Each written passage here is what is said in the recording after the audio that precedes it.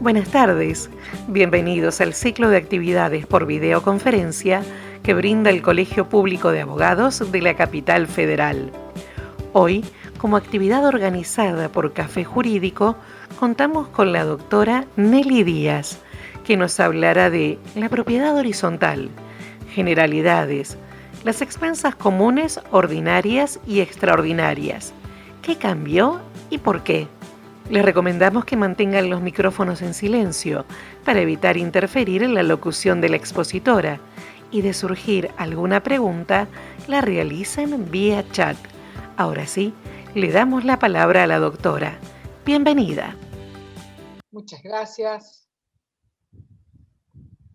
Bueno, quizás algunos ya los he visto en algunos otros cafés. Buenas tardes, ¿cómo les va? En general siempre empiezo diciendo lo mismo. Es una alegría para mí estar en estas actividades que programa el colegio. Además es un placer, no es solo una alegría. Así que bueno, no solo agradecer al colegio como institución, sino básicamente a los colegas Juan Pablo Herrera y a Marina Yamurri, que son tan amorosos, tan cariñosos conmigo, que bueno, me llaman y se acuerdan, y bueno, y me dicen, ¿por qué no? Un café jurídico de propiedad horizontal, y bueno, y me tratan tan bien que sinceramente no puedo decir que no. Así que vaya mi agradecimiento a ellos en lo personal también, y a Alejandra, mi secretaria, que es quien va a mostrar algunos artículos o cuestiones que tenga que ver con algunas partes de la charla, pero esta vez quizás algunos hayan asistido alguna vez al café jurídico en el que hablo algo de propiedad horizontal. En vez de leer tanto el código, que sí vamos a leer un artículo que para mí es fundamental, quiero hacer una exposición, pero más bien informal, juntando un poco unas cuantas cuestiones que el código, digamos, nos trae respecto de los derechos reales, de la propiedad horizontal como tal, para después, obviamente, terminar con la propiedad horizontal en sí misma y con la cuestión de las expensas, que me parece que siempre genera algún tipo de duda y de conflicto. Ojo, no solo a ustedes, a nosotros también. Así que, lo primero, para empezar, digamos, creo que es un poco recordar lo que significa en el campo de la propiedad horizontal el campo de los derechos reales. En este punto sí es necesario volver a esa un poco tediosa para todos, porque para mí también, cuando yo hacía la carrera, los derechos reales no eran materia en la que uno se sumerge en una especie de parte del derecho civil en el que muchas cosas son diferentes de lo que ha venido viendo en obligaciones, en derechos personales, etc. Y es que acá de lo que estamos hablando, y el código ahora lo define mejor que Vélez posiblemente, y esto arranca en el libro cuarto, el título primero y el capítulo primero, pero no para que lo busquen, sino para que, bueno, más o menos se sitúen en el artículo 1882 y siguientes, lo que es el concepto de derecho real en el sentido de involucrar o definir a un poder jurídico que vincula a una persona humana o jurídica con una cosa, de manera directa. O sea, ahí, digamos, mis facultades, mis derechos, mis obligaciones para con la cosa y, digamos, toda la estructura protectiva que el derecho me brinda va directamente a meterse, digamos, en esa relación que hay entre ese sujeto y la cosa que es el objeto. Acá no hay, como en el campo de los derechos personales, la posibilidad de que lo que yo obtenga como acreedor, por ejemplo, tenga que depender de la conducta positiva o negativa, o sea, de un hacer o de un no hacer de otra persona, como es el campo de los derechos reales. Acá lo que tenemos es una relación directa entre una persona y una cosa. Mueble o inmueble, registrable o no, ese es otro tema. Persona, cosa, relación directa. Sería como si hubiera una línea recta que va de la persona a la cosa con una flecha que llega hasta la cosa. En este punto hay que seguir diferenciándonos del campo de los derechos personales por esta cuestión que les estoy comentando, que involucra directamente a la persona y a la cosa el derecho real, y no hay, digamos, relación con la conducta positiva o negativa de ninguna otra persona. Por ejemplo, si yo tengo un derecho crediticio y alguien me debe 1.000 pesos, el hecho de que yo me haga con los 1.000 pesos depende verdaderamente de la conducta de otro, que sería pagar lo que debe. Acá, en el campo de los derechos reales, mis derechos, mis facultades respecto de la cosa no dependen del obrar, del hacer o del no hacer de ninguna otra persona. Es una cuestión interesante para recordar.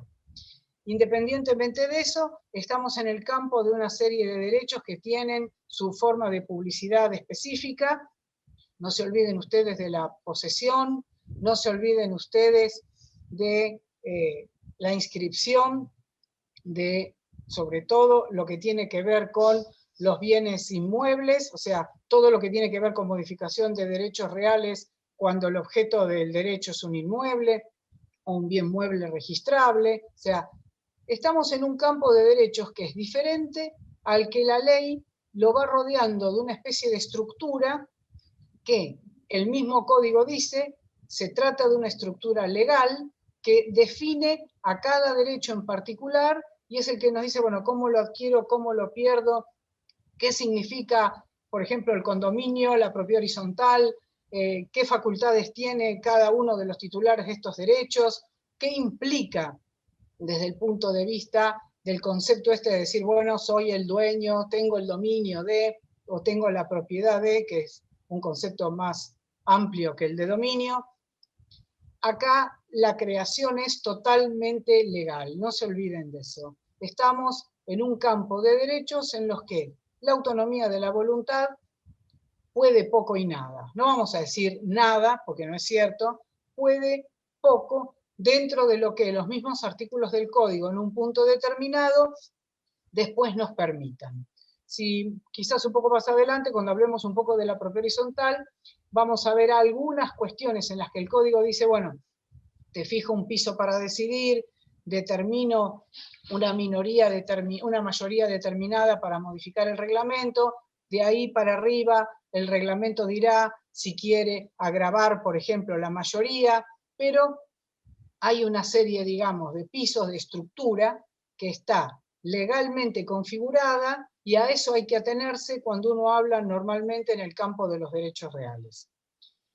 Esta cuestión de la estructura es fundamental para los que hacemos, por ejemplo, propiedad horizontal, sobre todo, por el tipo de dinámica que significa que tratemos de que nuestros clientes comprendan que muchas de las cuestiones que a ellos les parecen que debieran ser de una determinada manera, o que podrían ser de determinada manera, o que ellos piensan que van a ser de determinada manera, o que arreglan de determinada manera, la ley dice no, porque ella es la que tiene la primera y la última palabra. Les doy un ejemplo de esto, después encontraremos otros más, sobre todo cuando hablemos de las expensas. La otra vez estaba yo hablando con una cliente nuestra en un juicio en el que el consorcio le tiene que pagar a ella una indemnización. Entonces me dice, mire, dice que los del cuarto, qué sé yo, quinto piso, no sé qué era, vendieron, y yo me enteré, bueno, que habían hecho un acuerdo entre ellos, así que el que ahora es dueño del departamento, yo sé que no tiene que pagar nada porque le retuvieron en la escribanía. Yo le dije, mire, usted no se preocupe por eso, porque cuando el juez ordene pagar, el administrador del consorcio va a tener que recaudar la plata y en la grilla de la lista de unidades, a cada unidad, de acuerdo con su porcentual, le va a definir lo que la unidad debe en la total suma de dinero que el consorcio le debe a usted. Después, el actual titular de dominio de la unidad deberá arreglarse con su vendedor si es que no se arregló antes, pero al consorcio, la verdad, no le interesa demasiado de qué manera arregló este juicio cuando todavía no tenía sentencia y en ese momento la unidad fue objeto de compraventa, de qué manera entre vendedor y comprador arreglaron que iban a hacer frente a una sentencia o una posible sentencia condenatoria. O sea, nosotros del lado de acá, como quien dice, del lado del consorcio, ese tipo de acuerdos que puede haber entre partes, entre comprador y vendedor o lo que sea, no nos interesan. La que debe en todo caso es la unidad y desde ese lugar después veremos quiénes responden. Pero no nos tenemos que hacer cargo, por ejemplo, como pensaba mi pobre cliente, no, mire, no, el que vive, el que ahora es el dueño del departamento, ya no tiene que pagar, o el que lo fue, no, no. Acá la cuestión es que es la ley la que dice quiénes, por ejemplo, son los obligados al pago de las expensas y desde ese lugar no nos movemos demasiado.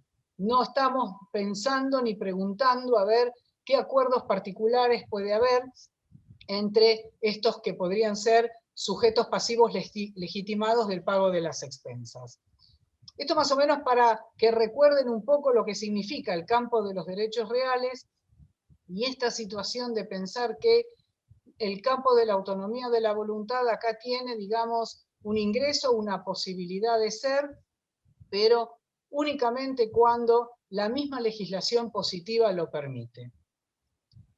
Esta cuestión es fundamental para nosotros, les digo, porque en general no es fácil a veces, sobre todo en el caso de los clientes, que los clientes comprendan que, como les dije, algunas cosas que a ellos les parece que deben ser de una manera, a la larga para nosotros de origen y para siempre son de otra.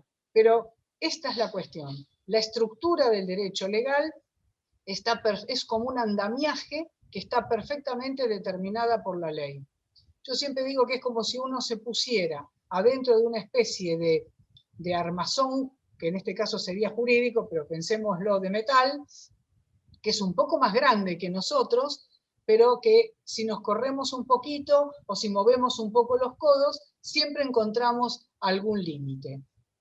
Esto es una cuestión importante para recordar siempre, porque, como les digo, no es fácil a veces hacerle comprender a los clientes que algunas cosas que ellos quieren no son posibles. Otra cuestión que quería recordarles es que la parte general esta del código, bueno, aplica a todos los derechos reales y lo importante acá, en lo que hace para nosotros a la propiedad horizontal, es que por primera vez en el Código Civil, que ahora es Código Civil y Comercial de la Nación, aparece nombrada la propiedad horizontal y el conjunto inmobiliario, que es un tipo de propiedad horizontal especial, como derechos reales en el artículo 1887 del Código.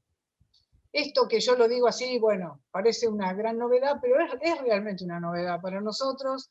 No se olviden, todos hemos estudiado más o menos con los mismos libros en algún momento. No tienen que olvidarse que el Código Civil de Vélez Sarsfield, el mismo Vélez, en una nota al artículo 2617, prohibía directamente la división horizontal de los inmuebles o de los edificios en su caso, que desde el momento en que el Código de Vélez vio la luz, a fines del siglo XIX hasta la mitad del siglo XX, no fue posible dividir jurídicamente un inmueble para permitir que de esa división resultante en lo que hoy llamamos unidades funcionales, pueda haber para cada inmueble, de acuerdo con lo que establece esa división, sujetos titulares de dominio distintos de las distintas porciones en las que idealmente de alguna forma el inmueble resulta dividido. Esto no sé si les, más o menos hasta acá, si les es amable lo que estoy diciendo o no. En última instancia, si hay algo que verdaderamente no entienden, háganmelo saber, a pesar de que el grueso de preguntas va para el final, pero no me gustaría que ya en este momento alguien se quede un poco atrasado en esta exposición y, bueno, después termine estando aburrido porque a veces los 10 primeros minutos son determinantes para algunas cosas y si uno se perdió un poco, es como que después se va a ir de acá, y yo no quiero que se vayan. Así que más o menos es necesario comprender una parte general de lo que significa el derecho real, de lo que significa además que la propiedad horizontal ahora como derecho real esté contenida en esta parte del libro cuarto del Código Civil y Comercial de la Nación. El camino larguísimo que hemos recorrido, como les digo, desde el momento en que se sancionó el Código de Vélez y hasta 1948, o sea, mitad del siglo pasado, mitad del siglo XX, que la propiedad horizontal estaba prohibida, cuando ingresa a nuestro derecho positivo la ley 13.512, que se llamó de propiedad horizontal, y es la que, derogando ese artículo 2617 del Código de Vélez, que prohibía la división horizontal o vertical de un inmueble, permite justamente lo que se llama técnicamente acá en la propiedad horizontal la división jurídica del inmueble, y permite entonces que para lo que era originalmente una sola cosa, un terreno, un inmueble edificado, terminen apareciendo como cosas en el derecho tantas partes o unidades funcionales como son resultantes de la división que nos permita tener distintos titulares de dominio a un mismo tiempo. Esto es una cuestión que yo siempre digo a veces es como medio raro hablar de esto, como mágico, decir, bueno, teníamos un mismo inmueble edificado y de repente, por obra y gracia de la división jurídica del inmueble, lo que tenemos son quizás 20 unidades funcionales de las que pueden resultar titulares de dominio 20 personas distintas. Si el inmueble no estuviera sometido a propiedad horizontal, la división jurídica no podría operarse y entonces esas 20 personas no serían titulares de un objeto determinado, autónomo, que sería la unidad funcional. En el otro punto serían 20 condóminos de un terreno edificado. Y la diferencia es fundamental. Una cosa es el condominio y otra cosa es la propiedad horizontal. Obviamente la propiedad horizontal tiene ese carácter de perpetuidad, tiene esa idea de me compré el departamento y bueno, y a mí nadie nunca me va a venir a decir tenemos que dividir el condominio, cómo lo vamos a administrar, de qué manera nos vamos a organizar para usar y gozar, por ejemplo, de la casa que tenemos en condominio, no. Acá la cuestión es otra. Hay artículos específicos para el código, hay un derecho real autónomo, que es el de propiedad horizontal, que por suerte permite esta división jurídica del inmueble, que a su vez permite que de las unidades resultantes de la división jurídica salgan tantos titulares de dominio posibles como unidades hay. ¿Y por qué me refiero a la división jurídica? Porque este derecho, la propiedad horizontal, se aplica a un inmueble edificado. Para eso es necesario de origen que el inmueble haya sido construido, que una vez que está terminado de construir, se confeccione un plano específico que se llama de mensura horizontal, que también lo confecciona un profesional determinado, el agrimensor, pero lo que yo quiero que ustedes visualicen es que el edificio está terminado y tiene las características arquitectónicas e ingenieriles que le han dado quienes lo pensaron y lo construyeron. Pero sigue siendo, mientras no se somete a propiedad horizontal, nada más que un inmueble edificado, una sola cosa. Lo que llamamos división arquitectónica e ingenieril ya está ahí, la estamos viendo, es la consecuencia de la obra humana al construir. Y atrás de eso aparece la propiedad horizontal cuando el edificio se somete a ella, y entonces aparece lo que se llama la división jurídica del inmueble. Entonces, las cosas se leen de otra forma. Por ejemplo, en un edificio que no está sometido a propiedad horizontal, tenemos igual que en cualquiera la entrada, los pasillos, los ascensores, las escaleras, los departamentos que integran el edificio. Pero cuando acontece la división jurídica que produce la propiedad horizontal, entonces tenemos la escalera, pero al mismo tiempo, desde el punto de vista jurídico, tenemos la lectura de que escalera igual a cosa común. Tenemos los departamentos que integran el edificio, pero desde el punto de vista de la división jurídica del edificio, la lectura es igual a unidad funcional. Tenemos el ascensor, la vivienda del encargado, pero desde el punto de vista de la división jurídica, lo que tenemos son cosas comunes. En eso consiste esa mirada que la propiedad horizontal termina dándole al edificio sometido a su régimen, y por eso hablamos de división jurídica. ¿Por qué? Porque la división arquitectónica e ingenieril ya se operó al construir el edificio. Acá de lo que estamos hablando es, como les digo, de división jurídica. Esto es otra cosa. No sé si esto les resulta amable. Si quieren, seguimos. Bueno.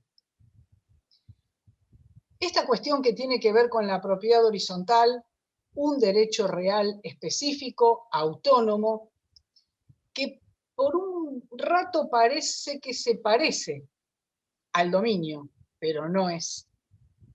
Por las restricciones que tiene, sobre todo, y por lo que vamos a ver ahora, lo que tiene que ver con el objeto del derecho, y por otro rato parece que se parece al condominio, pero tampoco es. Porque en el condominio lo que hay es un porcentaje que expresa de manera ideal el quantum de mi propiedad respecto de un inmueble que no está dividido jurídicamente. Acá la verdad es que hay como una especie de sumatoria de cosas que entendemos vienen del derecho de dominio y elementos que aparecen en el condominio, pero fusionados de tal manera y de una forma totalmente inseparable e inescindible, como dice el código, que generan un derecho real de tipo autónomo. O sea, se parece a algunas cosas, se parece, pero no es. Tiene sus características definidas. Fíjense ustedes acá que el objeto de este derecho real, y lo dice el código, es el inmueble edificado. O sea, cuando yo digo me compré el departamento, por un instante, ni siquiera nosotros los abogados somos conscientes de esto que digo, no nos damos cuenta de que lo que el código nos está diciendo es el objeto de tu derecho en propiedad horizontal es ese inmueble edificado al que pertenece el departamento que te compraste. O sea, no es que yo me compré solo el departamento. La verdad es que mi derecho de propiedad en propiedad horizontal tiene como objeto todo ese terreno edificado, solo que con condiciones específicas y muy particulares.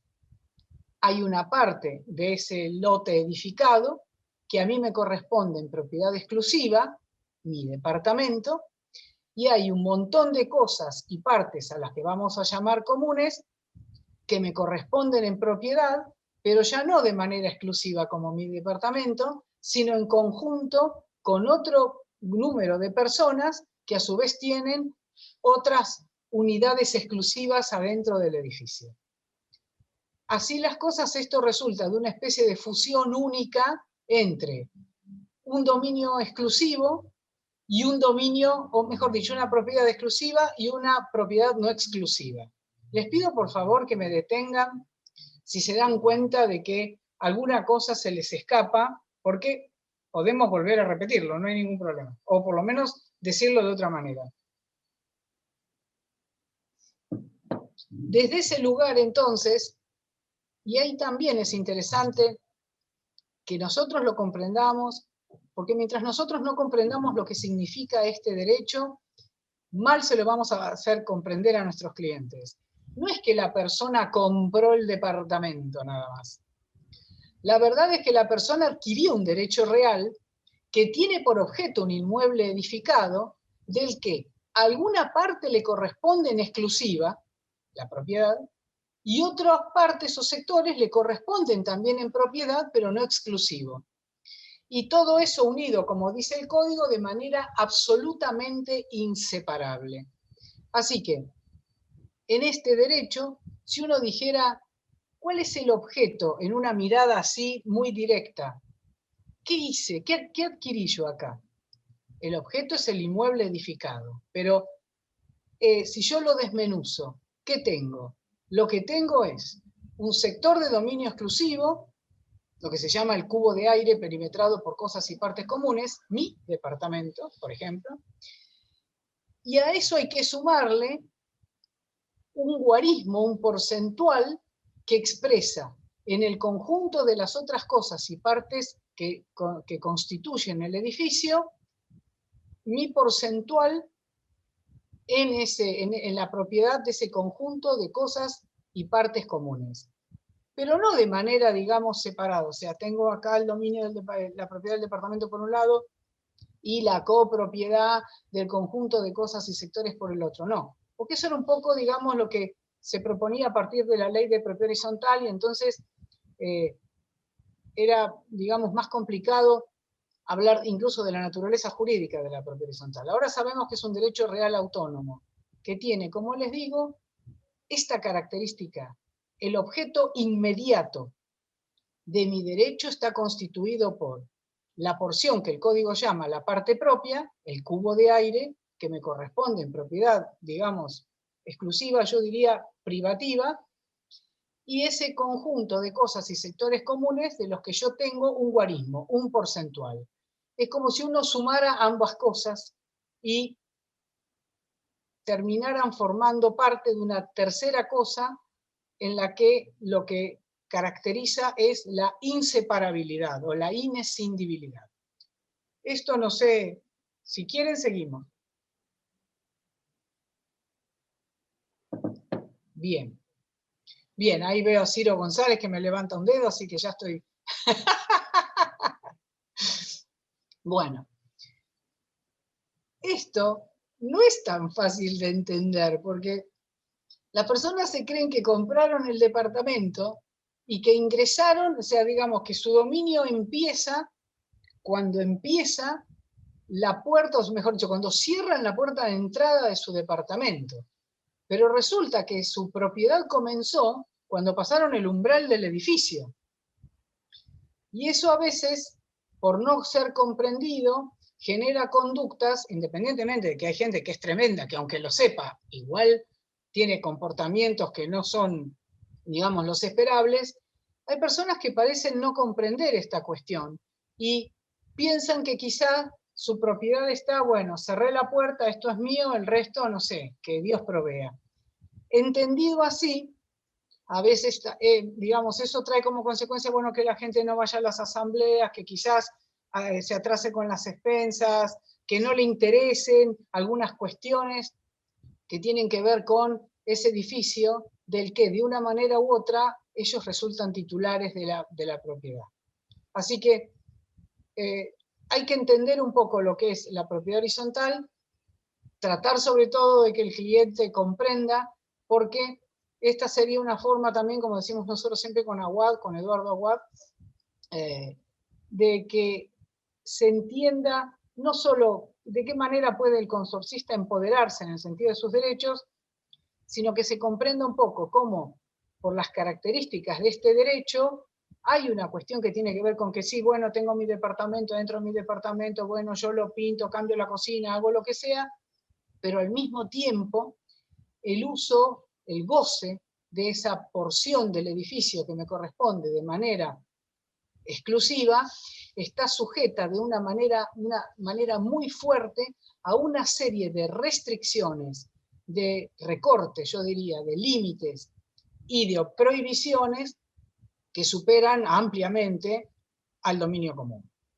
Bien, todo esto que tiene que ver con de qué termino siendo dueño yo cuando adquiero derecho real de propiedad horizontal, genera para el titular una serie de facultades, de atributos, de obligaciones, lo que tiene que ver con la parte, digamos, del derecho, o sea, si bueno, lo puedo dar en locación, lo puedo dar en comodato, o sea, puedo constituir derechos personales respecto de la unidad, puedo constituir derechos reales, dado que puedo cederlo en usufructo, qué sé yo, puedo hacerlo en usufructo a mi mamá, Puedo constituir derechos reales de garantía. Si tomo un crédito, un mutuo, puedo utilizar el departamento para garantizar el pago.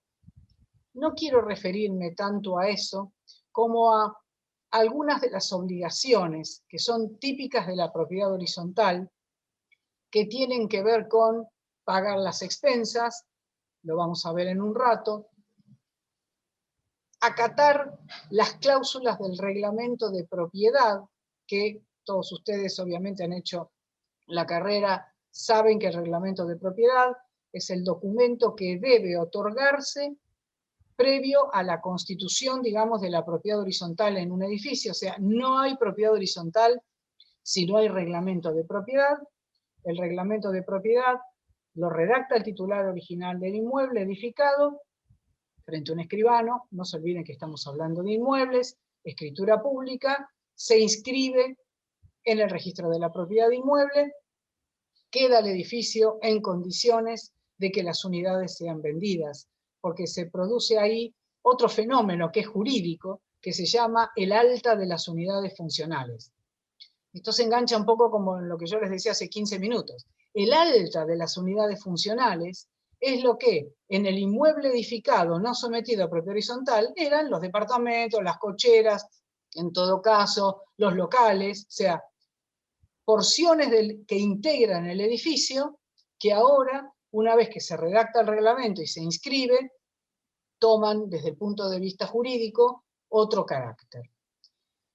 A mí lo que me interesaba era ver un poco, ni siquiera tanto lo de la obligación de asistir a las asambleas, que es una obligación, pero que no está prevista en el código como tal, fíjense ustedes, sino lo que tiene que ver con uno de los temas que para mí es fundamental, porque la verdad, uno podrá no ir a las asambleas, me hago cargo un poco de lo que estoy diciendo, no sé si está perfectamente bien decir puede no ir, debería ir, pero también es cierto que el código le asegura al ausente un procedimiento para que se anoticie de lo que pasó y le da la posibilidad, una vez anoticiado, de oponerse, podemos verlo en algún otro momento, pero lo del pago de las expensas, para mi gusto, es una de las obligaciones primordiales de la propiedad horizontal.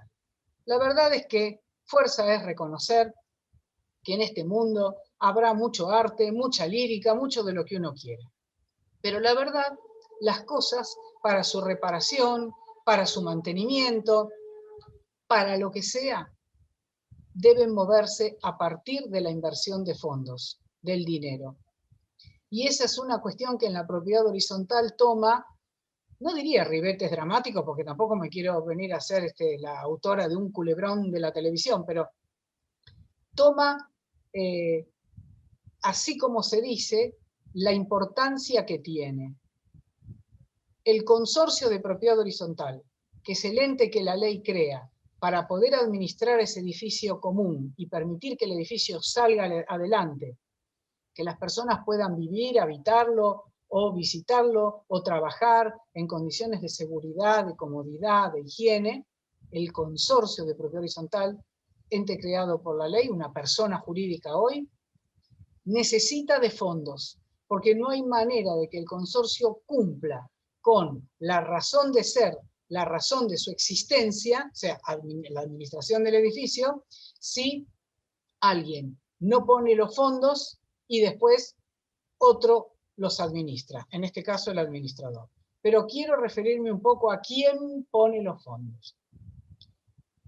No cabe duda a estas alturas de que yo, por ejemplo, bueno, si tengo una casa, la casa, bueno, la puedo, digamos, le puedo modificar su estructura dentro de lo que el código de la edificación me permita, la puedo pintar, podré agregarle, no sé, un tabique o no, un ascensor o lo que sea, pero lo que es fundamental es que si yo soy dueño de una casa sobre lote propio, tengo que mantener mi casa independientemente de lo que significan los impuestos, la tengo que pintar, si los caños envejecen los tengo que cambiar, bueno, en un edificio sometido a propiedad horizontal pasa exactamente lo mismo. Solo que acá las obligaciones parecen ser como bifrontes. Por un lado hay una serie de derechos y de obligaciones que yo tengo respecto de la parte que me corresponde en propiedad, por ejemplo, dentro de mi departamento, si la pintura está un poco viejita, bueno, llamo a un pintor, lo pongo más lindo, no me gusta la pintura, utilizo algún otro tipo de revestimiento, puedo cambiar la cocina, bueno, pulir el piso, cambiar el piso si no me gusta en todo caso el piso de parquet o el de mosaico o lo que sea. Y respecto del conjunto de cosas y sectores comunes del edificio, de los que yo resulto en parte propietario, también aparece ese problema que es eterno como el mundo, del desgaste, del ajuste a condiciones de seguridad, del hecho de tener que mantenerlo porque las cosas se usan y quizás aunque no se usen, envejecen porque todo en este mundo envejece, por suerte, no solamente nosotros. Así que esto hay que tenerlo en cuenta siempre. Uno podrá cambiar, no sé, la canilla de su cocina, poner un monocomando, por ejemplo. Pero no es solamente eso lo que se desgasta, el ascensor también se desgasta. Y del ascensor yo tengo una proporción, el 1, el 2 o lo que sea, tengo una parte de dominio, de propiedad, que es lo que se llama mi porción indivisa. Entonces, desde ese lugar, también estoy obligado yo como propietario a contribuir a los gastos que generan todas esas cosas y partes comunes que tiene el edificio, de las que yo me sirvo, indudablemente, y que además uso de manera permanente, aunque quizás no me dé cuenta. Piensen ustedes, por ejemplo, en un departamento. Uno dice, bueno, los muros son inertes, pero los muros están perimetrando mi unidad, o sea, hay un uso de tipo permanente en eso. Si el muro es de exterior, ahora que el código dice que las puertas y las ventanas son propias, bueno, yo estoy calzando mi puerta y mi ventana en el muro. Si el ascensor, como les estoy diciendo, cosa del dominio común, del que yo tengo una proporción, anda todo el día, bueno, en algún momento el motor se desgasta, habrá que renovarlo, habrá que hacerlo a nuevo, habrá que ajustarlo a mejores condiciones de seguridad, habrá que cambiar el sistema para tener uno más nuevo, más moderno, habrá que pagar el seguro. De todas esas cuestiones que tiene que ver con el mantenimiento del conjunto de cosas y sectores comunes, debe ocuparse el consorcio de propietarios, que es la persona jurídica que la ley crea justamente para administrar ese conjunto de cosas y sectores comunes de la mejor manera. Lo hace a través de uno de sus órganos, que es el administrador, su órgano ejecutivo.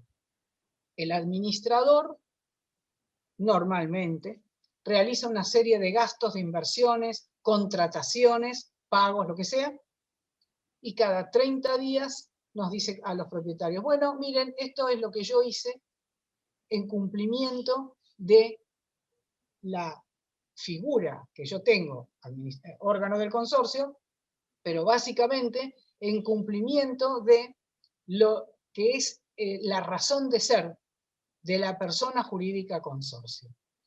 Y entonces a mí me llega la liquidación de expensas, que es justamente la forma que tiene el consorcio de comunicarse conmigo y decirme, mira, la porción que te corresponde a vos, tu 0,2 en el conjunto de cosas y sectores comunes, este mes necesitó de, supongamos, 5.000 pesos para que estemos en condiciones de seguridad, de comodidad, de decoro, y que las cosas y sectores comunes funcionen y se encuentren adecuadamente y en buenas condiciones. Entonces ahí aparece la obligación primordial del propietario en proporción de ese conjunto de cosas y sectores comunes, que es justamente contribuir al pago de toda la tarea, digamos, que cumple el administrador de contratación, de pagos o de lo que sea, para mantener el conjunto de cosas y sectores comunes que compone el edificio, de las que, vuelvo a decirles, nos servimos permanentemente, aunque no nos demos cuenta de una manera, digamos, que, bueno, a ver, del lote de terreno parece que yo no me sirvo. Bueno, pues sí, porque el edificio está edificado sobre el lote de terreno. Así que nos servimos de manera permanente del conjunto de cosas y sectores comunes del edificio. Esto genera entonces para el propietario la obligación de aportar en la proporción que le corresponde, dice el código, su porción indivisa, a los gastos en los que el consorcio incurre a través de la tarea que cumple el administrador, y entonces ahí aparece el concepto de expensa, que sería ese aporte que yo hago, ese pago que yo hago en función de lo que a mí me corresponde, que siempre es común, porque ese aporte está generado por la necesidad que hay dentro del edificio de mantener en condiciones el conjunto de cosas y sectores comunes del edificio. Por eso las expensas se llaman comunes, porque su razón de ser es el mantenimiento, el ajuste a seguridad, las condiciones, las mejores condiciones de comodidad y decoro del conjunto de cosas y sectores comunes del edificio. El otro tema que yo quería tratar con ustedes hoy era expensas comunes, ordinarias y extraordinarias. ¿Qué cambió? Porque en general, bueno, desde que el código, obviamente, 1 de agosto del año ahora, del 2015, desde que el código este vio la luz, se produjo un cambio importante en lo que es el concepto de las dos clases de expensas que conocíamos, no porque la ley de propiedad horizontal las nombrara, sino porque con los años se nos había hecho, digamos, una manera de identificarlas y decíamos, bueno, las expensas son todas comunes y las hay ordinarias y extraordinarias. Hasta que este código llegó, la calificación de ordinario y extraordinario dependía de dos criterios variables que también tenían que ver con el tipo de edificio del que uno hablaba cuando miraba las expensas. Uno de los criterios era la habitualidad en el gasto y el otro era el monto del gasto. Entonces, el gasto que era habitual y normalmente, digamos, sobrellevable en función de pagar las expensas de manera periódica, la expensa común era ordinaria. Pongan los honorarios del administrador, los sueldos, las cargas, los aportes, el pago de la energía, el pago de los abonos, o sea, lo que era habitual y se absorbe de manera permanente, mes tras mes, va apareciendo. O no mensual, como por ejemplo la limpieza de los tanques de agua que se hacía cada 6 meses, pero era habitual. Esa habitualidad normalmente, digamos, determinaba la idea de que la expensa común era ordinaria. Y otro de los criterios que también servía para distinguir era el costo del trabajo o tarea a realizar, que si era algo normalmente no habitual, que era, por ejemplo, una cosa es reparar una pérdida de agua en una unidad, y otra cosa es reparar, por ejemplo, toda una bajada de agua en un edificio. En el primer caso, bueno, es habitual que un caño se pinche, arreglamos el caño, ya está. Expensa común ordinaria. Es habitual que eso pase y normalmente los costos no son elevados. En el segundo caso, por ejemplo, bueno, si había que cambiar toda la columna de bajada, ahí ya aparecía lo no habitual y lo caro. O sea, la gente lo percibía como caro en el bolsillo, como elevado el costo del trabajo, y entonces con esos conceptos nosotros calificábamos a las expensas de ordinarias o de extraordinarias. Eso cambió ahora.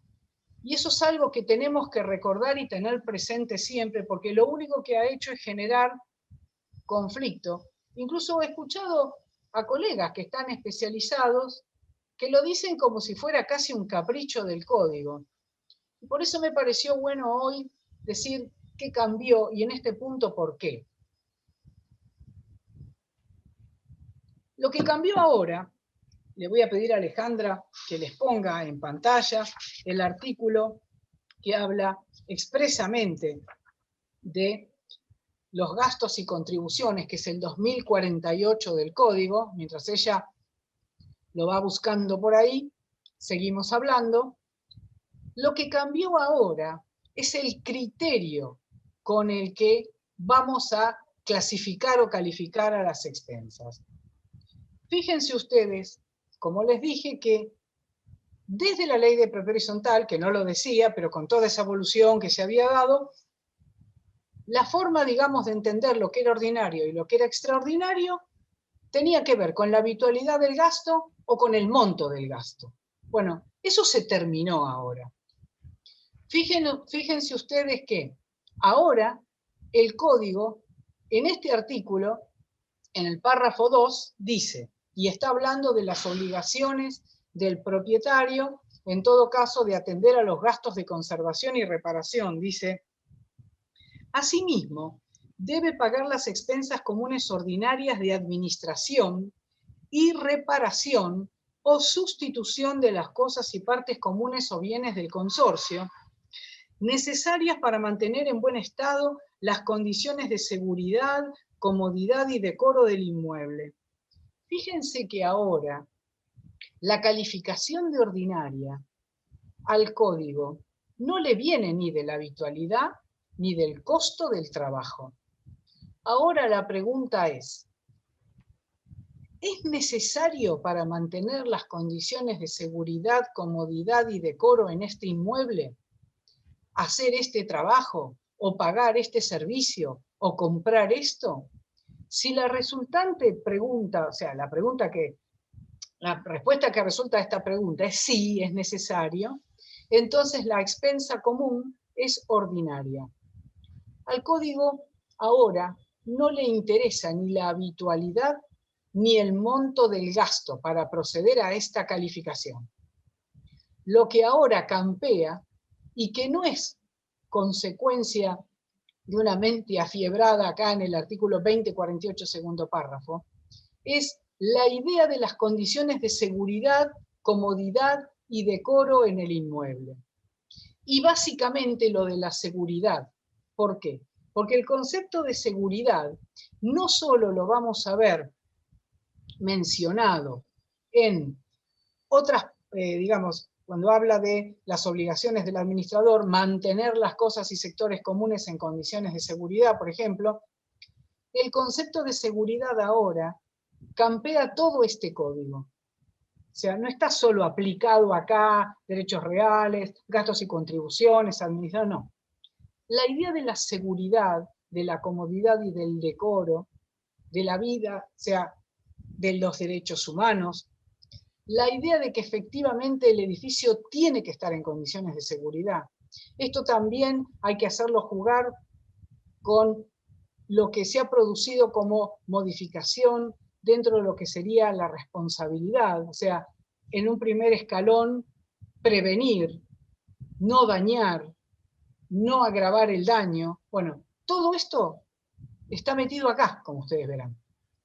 Y eso es lo que efectivamente ha traído como consecuencia que antes se quemaba el motor del ascensor, por decir algo, y la gente decía, bueno, no es habitual, es caro, es extraordinario. Ahora se quema el motor del ascensor y el administrador le dice a la gente, cuidadito, que acá no estamos en presencia de una expensa extraordinaria. Esta expensa es ordinaria porque la reparación del motor del ascensor hace a las condiciones de seguridad, comodidad y decoro del edificio.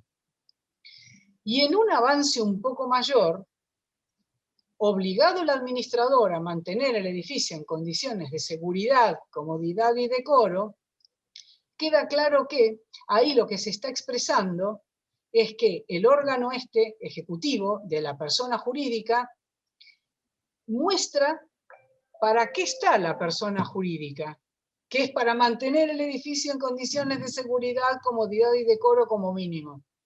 En consecuencia, hay algunas cuestiones que ya no se pueden discutir más. No vamos a discutir si vamos a reparar o no el motor del ascensor.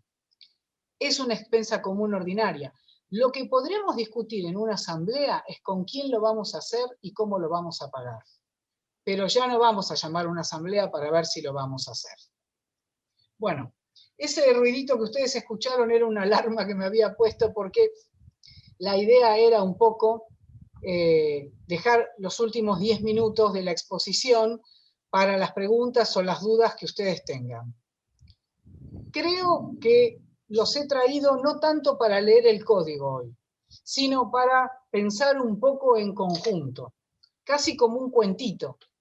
Empezar por la propiedad horizontal y terminar un poco con esta cuestión de lo que cambió en este concepto de expensas comunes ordinarias y extraordinarias. Así que bueno, sé que los han instruido a ustedes para que envíen si quieren al chat las preguntas. Igual veo que hay dos nada más. No sé si quieren formularme alguna pregunta, si hay algo que, bueno, obviamente les ha quedado ahí en el camino, que, con lo que no estén de acuerdo también, por cierto, ¿no? Bueno, los escucho a ustedes. Yo tengo una consulta que me envían que dice, deuda de expensas con titular fallecido sin herederos, herencia vacante. ¿Quién es el legitimado pasivo? Sucesorio en trámite, aún no hay declaratoria. Bueno, viste que cuando ya no existen herederos ahora directamente y según la jurisdicción en la que está, digamos, implantado el inmueble, será el Estado Nacional, bueno, acá, si es en capital, el gobierno de la Ciudad de Buenos Aires. No es por criticar, pero en general hay consorcios que tienen problemas cuando aparecen estos titulares, digamos, porque no suelen ser excelentes pagadores. Hay que recordarles de manera, no digo permanente, pero el hecho de que efectivamente hay que pagar. Y bueno, a ver, quizás la siguiente pregunta sería, ¿y qué ha pasado con la deuda que se va generando? Bueno, esto ya no tiene que ver tanto con la propiedad horizontal, aunque en parte sí. No se olviden ustedes de que aún en esta situación, cuando se produce lo que se llama no adquirir el derecho por actos entre vivos, sino por mortis causa, el heredero resulta responsable de las deudas, que en este caso trae el inmueble, pero su límite siempre es el inmueble. En este caso, la unidad funcional. No sé si eso contesta a tu pregunta.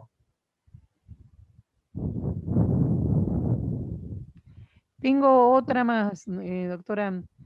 Vale. Dice, el código habla de propietario. Los problemas se suscitan con gastos a cargo de inquilinos. A mí nadie me cuestionó lo del ascensor, pero sí arreglos de otras unidades. Bueno, no sé lo que me querrás decir cuando vos me decís a mí nadie me cuestionó.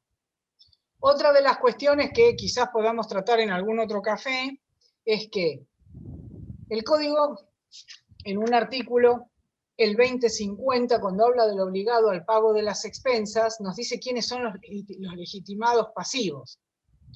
Entre los legitimados pasivos que se suman a lo que originalmente era a lo que originalmente era el propietario, ya nos venía de la ley de propiedad horizontal, ahora el código suma a todos aquellos que tienen derechos que se ejercen por la posesión.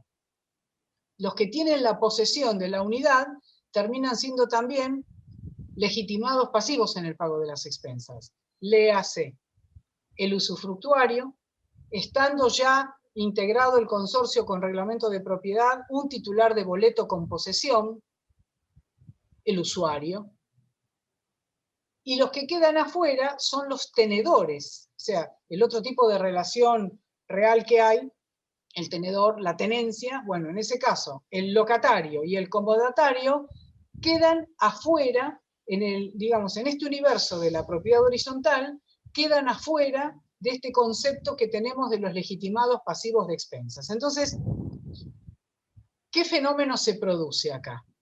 Yo tengo mi departamento.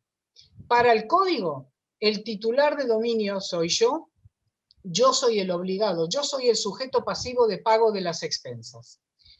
Celebro un contrato de locación, o sea, dentro de lo que son mis atribuciones como propietario, genero derechos personales respecto de mi unidad. Celebro un contrato de locación. Tengo un locatario.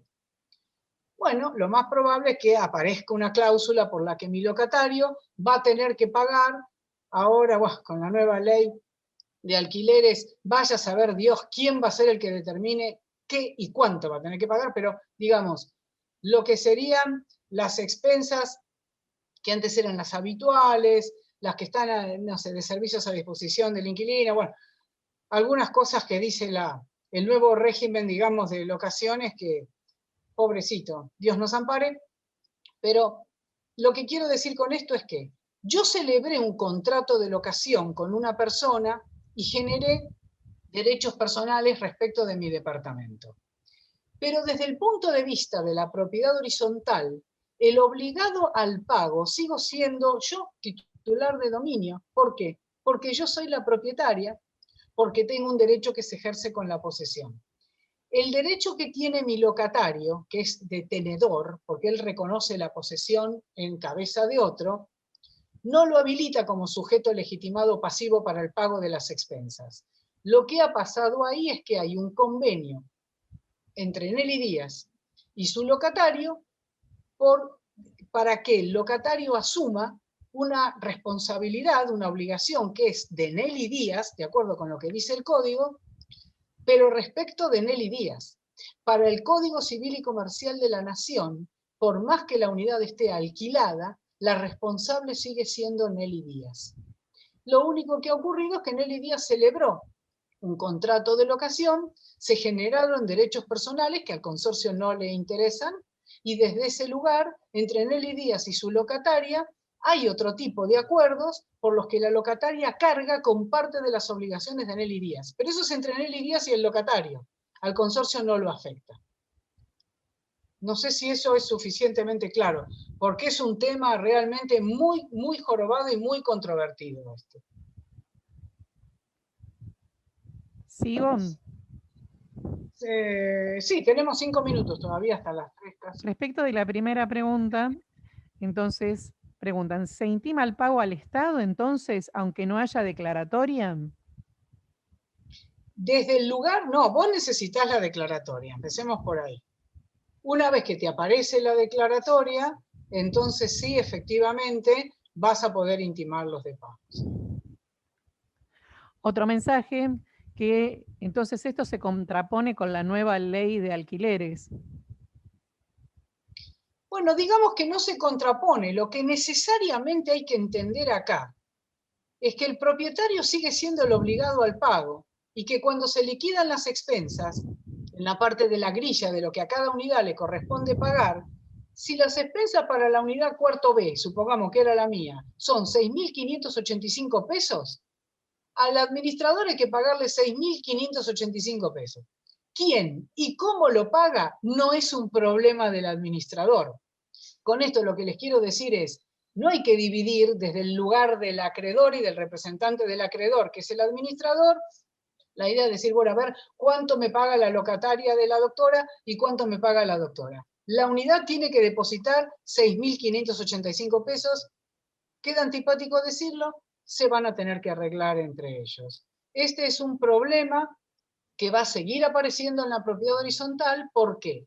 Porque el concepto de la obligación de pago de las expensas remite al que es poseedor, al tipo que tiene la unidad bajo su dominio, bajo su voluntad, digamos, sin reconocer en otro un derecho mejor, y desde ese lugar nos está hablando de el tiempo que pasa, de cierta perpetuidad o de cierto tiempo que va más allá de la relación de tenedor de 3 años de un contrato de locación. No todos opinan esto, pero yo estoy de acuerdo con que los locatarios hayan sido excluidos como sujetos pasivos legitimados del pago de las expensas. Porque quiérase o no, el interés de la persona que ocupa de manera transitoria la unidad de ninguna forma puede asemejarse al interés del propietario, del usuario, del usufructuario, del titular de boleto de compraventa. O sea, creo que está claro eso. Lo que pasa es que hay un sector que parece que no lo quiere reconocer. Estamos hablando de derechos de propiedad acá. Y bueno, la tenencia es un tipo de relación real que no genera, digamos, una situación continuada en el tiempo. Se terminó el contrato y chao.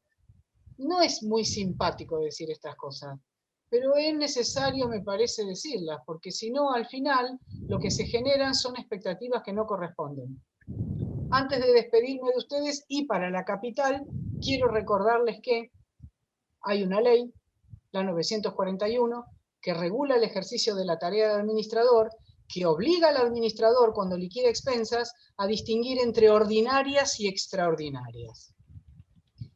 Nosotros damos con Aguad y otros profesionales acá en el colegio un curso de administrador, que es un curso así de tipo intensivo, y en general lo que aconsejamos es lo que sigue. Ha llegado el tiempo de entender que hay una distinción entre la expensa como concepto y el gasto como concepto. La expensa puede ser común ordinaria, se quemó el motor del ascensor, pero el gasto sí puede ser extraordinario porque la gente lo va a percibir como un cimbronazo en el bolsillo. Hay que distinguir entre expensa y gasto. Entonces, el administrador que toma la norma de distinguir entre expensa y gasto puede distinguir dentro del conjunto de columnas que son expensas comunes ordinarias lo que es habitual de lo que no es habitual, lo que es más barato y tolerable de lo que es caro. Pero el arreglo del motor del ascensor va a ser una expensa común ordinaria, igual que los 500 pesos que le paguen, o 2.000, al tipo que hace el abono del portero eléctrico. Es imprescindible mentalmente empezar a distinguir entre expensa común y gasto. Va a ser la única manera de que en parte esta situación se calme un poco. Bueno, resulta que son las 3. Yo tengo que despedirme de ustedes. La clase, la reunión que viene de Café Jurídico también la vamos a tener. Vamos a ver un poco lo que tiene que ver con la responsabilidad del consorcio. Así que bueno, vuelvo a agradecerle a Alejandra que me hace de soporte acá, el aguante. Y aparte agradezco al colegio como siempre. Agradezco a Marina y agradezco también a Juan Pablo, a la gente del Café Jurídico, que bueno, como les dije al principio, me tratan muy bien, son realmente amorosos. Y a ustedes les agradezco que se hayan inscrito, que hayan empezado hoy juntos y que hayan terminado y que me hayan aguantado toda esta hora. Los dejo. Muchísimas gracias. Hasta la semana que viene.